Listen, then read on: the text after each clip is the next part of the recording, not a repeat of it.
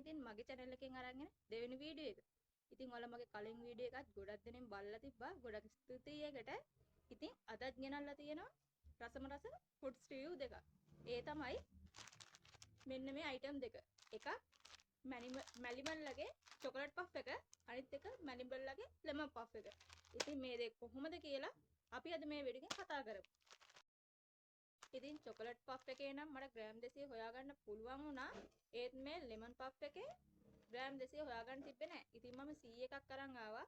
මේක වුණා රුපියල් 130ක්. මේ ග්‍රෑම් 200ක වුණා රුපියල් 250ක්. ඉතින් බැලු මල් වල ඔයාලට පේනවනේ.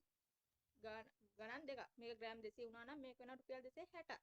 ඉතින් අපි මේක කාලා බලමු කොහොමද රස කියලා. ඉතින් මම මුලින්ම කාලා බලන්න කොහොමද මේ කහ පාට ලෙමන් පෆ් එකේ රස කොහොමද කියලා.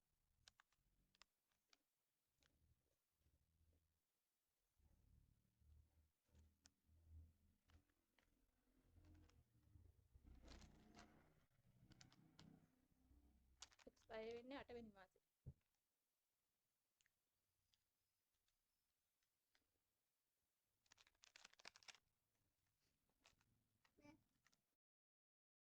හරි.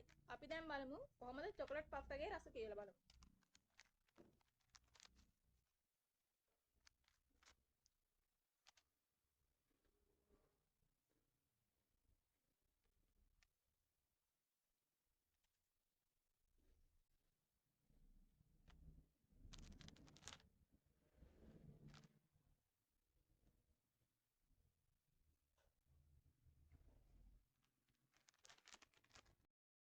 ඉතින් දෙකේම තියෙන්නේ ඇත්තටම රසවල් දෙකක්.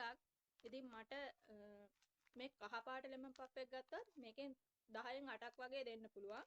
ඒ චොකලට් පෆ් එකට 10න් 9.5ක් වගේ දෙන්න පුළුවන්. මම කොහොමද චොකලට් පෆ් වලට වැඩි කැමැත්තක් දක්වන හින්දා තමයි මම එහෙම කරේ.